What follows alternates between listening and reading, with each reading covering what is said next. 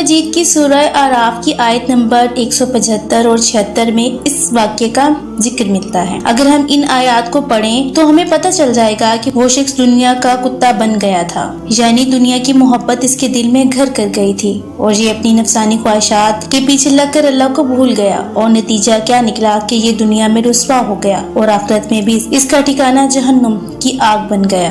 اگر آپ قرآن پاک میں دیکھیں کہ ایک طرف جہاں علماء کو اتنا درجہ دیا گیا ہے، اللہ تعالیٰ فرماتے ہیں کہ ہم نے اہل علم کو اپنی معرفت عطا فرمائی ہے اور اتنی شان بیان کی گئی ہے، اور دوسری طرف وہی علماء حق اگر علماء سو بن جائیں، یعنی کہ اپنی نفسانی خواہشات کے پیچھے لگ جائیں اور اپنی دین و دنیا خراب کر بیٹھے، تو اللہ کو ان پر غضب اتنا ہے کہ قرآن میں ان لوگوں کو کتے کی مثال دے کر بیان کر دی گئی ہے۔ یہ ورس ترین مثال سمجھی جاتی ہے اگر کسی کو اگر کتا کہا جائے۔ المستدرک حاکم میں بھی حدیث نمبر 3258 میں بھی اس کی تصدیق کی گئی ہے کہ حضرت عبداللہ بن مسعود کہتے ہیں کہ یہ جو شخص جس کی مثال قرآن میں بیان ہوئی ہے یہ بالم بن باورا تھا۔ حضرت موسیٰ علیہ السلام کے زمانے میں بنی اسرائیل کا ایک بڑا عالم صوفی پیر تھا جس کا نام بلم یا بالم ابن باورا تھا۔ یہ تھا تو اسرائیلی مگر جابرین کی بستی میں رہتا تھا جو ملک شام میں واقع تھی۔ اس کی بیوی اسی قوم جابرین سے تھی۔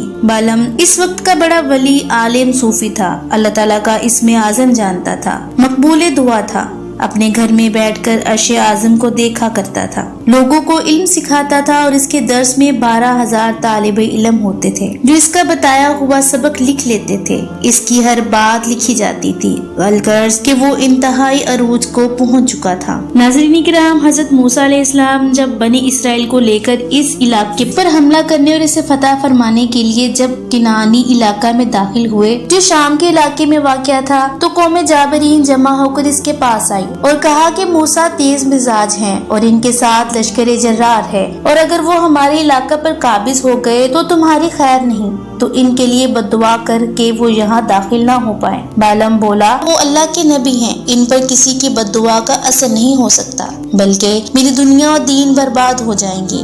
یہ لوگ بالم کی بیوی کے پاس گئے، اسے بہت سے تحفے تحائف دیے، اس کے ذریعے بالم کو تحائف پہنچائے۔ پھر بالم کی بیوی نے اس پر زور دیا کہ تو یہ کام کر۔ اس نے پہلے استخارہ کیا جس میں اسے اس حرکت سے روکا گیا، مگر اس کی زوجہ اور اس کی قوم نے اسے دوبارہ استخارہ کرنے کو کہا۔ اس نے کہا اس بار خاموشی ہی رہی ہے، کوئی جواب نہ آیا۔ یہ لوگ بولے کہ اب کی بار تمہیں منع نہیں کیا گیا، معلوم ہوتا ہے کہ رب نے تجھے اس کی اجازت دے دی ہے۔ آخر کار بالم ایک گدھی پر سوار ہو کر ایک پہاڑی پر گیا اور اس کی قوم بھی ساتھ تھی، اور موسیٰ اور بنی اسرائیل کے لیے بد دعا کرے اور اس قوم کے لیے دعا کرنے لگا، مگر قدرت خداوندی سے ہوا یہ کہ موسیٰ کے بجائے اس کے منہ سے اپنی قوم کا نام نکلتا تھا، وہ اپنی اس قوم کے بجائے موسیٰ اور بنی اسرائیل کا نام نکلتا تھا۔ قوم بولی، تو یہ کیا کہہ رہا ہے؟ وہ بولا، میں مجبور ہوں، میری زبان قابو میں نہیں ہے۔ اسی وقت اس کی زبان باہر نکل آئی، یہاں تک کہ سینے تک آ لگی اور وہ کتے کی طرح ہانپنے لگا،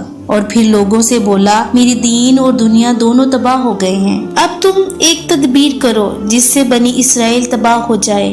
خوش یہ کہ اپنی خوبصورت لڑکیاں سجا کر لشکر موسیٰ میں چھوڑ دو اور انہیں ہدایت کر دو کہ جو اسرائیلی تم کو ہاتھ لگائے تو اسے منع نہ کرو۔ جب ان میں زنا پھیل جائے گا تو وہ ہلاک ہو جائیں گے، کیونکہ زنا سے آفتیں آتی ہیں۔ ان لوگوں نے یہی کیا۔ ایک لڑکی کو ایک اسرائیلی نے پکڑ لیا، موسیٰ علیہ السلام نے منع فرمایا، اس نے چھپ کر اس سے زنا کیا، اس پر اسرائیلیوں پر طاعون پھیل گیا، 70,000 اسرائیلی فوت ہو گئے۔ ادھر ایک بہت قوی اسرائیلی فخاذ ابن عزیرہ ابن ہارون کو جب یہ پتہ چلا تو اس نے دونوں زانی اور زانیہ کو عین موقع پر اپنے نیزے میں چھید کر کے اٹھا لیا اور بہت ذلت سے انہیں ہلاک کر دیا۔ تب وہ طاعون ختم ہوا۔ ادھر بالم کا یہ حال ہوا کہ یہ اسم اعظم شریف بھول گیا، معرفت ایمان اس کے سینے سے نکل گیا۔ اس نے دیکھا کہ اس کے سینے سے ایک سفید کبوتر کی مثل پرندہ نکل کر اڑ گیا، جسے لوگوں نے دیکھا، سب سمجھ گئے کہ اس کا ایمان گیا۔ سورہ راف کی آیت نمبر 176 میں اللہ تعالیٰ